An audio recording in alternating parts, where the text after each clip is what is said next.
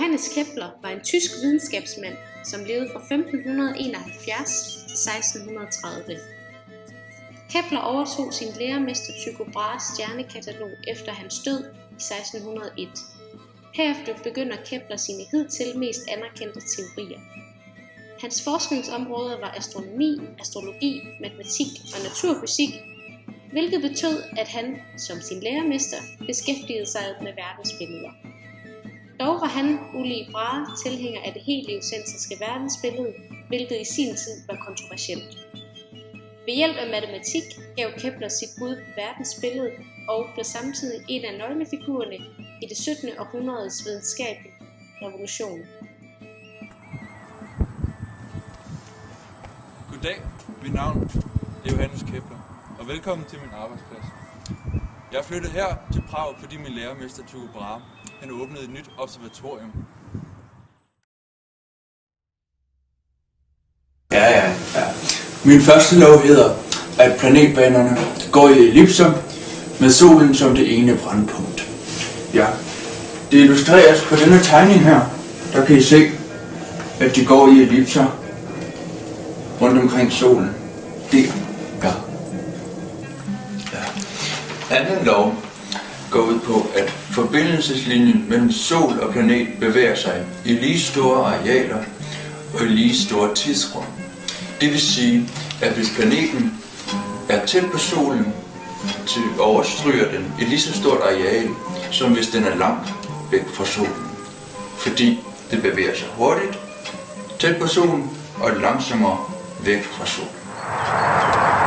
Tredje lov, at kvadratet på planetens omløbstid er proportional med tredje potens af dens middagslinje fra solen. Det vil altså sige, at den tid, som en planet tager om at komme rundt i sin ellipse, at den er proportional med middagslinjen. Og hvis ellipsen er større, så vil middagslinjen samtidig også blive større og omvendt. Tilfælde viste, at kontroversielle teorier om blandt andet verdensbilledet kunne bringe en i dybe vanskeligheder hos kirken. Gennem middelalderen og renæssancen dukkede der videnskabsmænd op, som støttede det heliocentriske verdensbillede, som Copernicus havde udviklet. De mødte hård modstand fra kirken og indimellem endnu hårdere straffe. Men da Kepler skabte teorier om det samme heliocentriske verdensbillede, som andre blev dømt til døden for, blev han mødt med en form for tolerance. Ligesom Copernicus' teorier havde ikke fagfolk vanskeligheder med at forstå Keplers teorier, hvilket resulterede i, at kirken ikke forfulgte Kepler.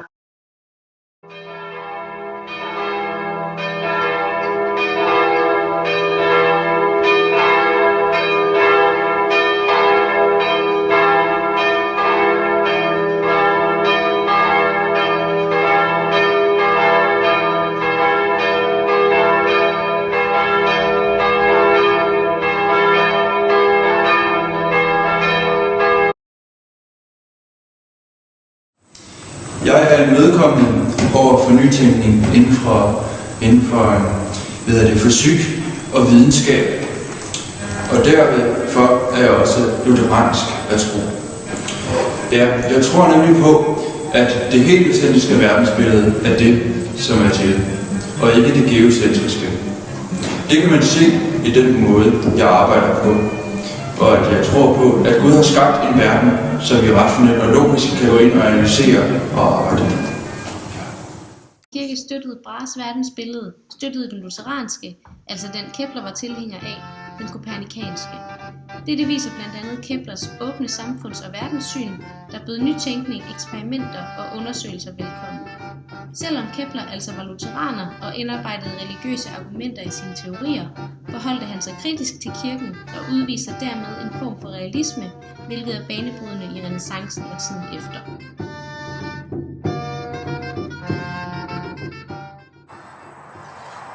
Ja.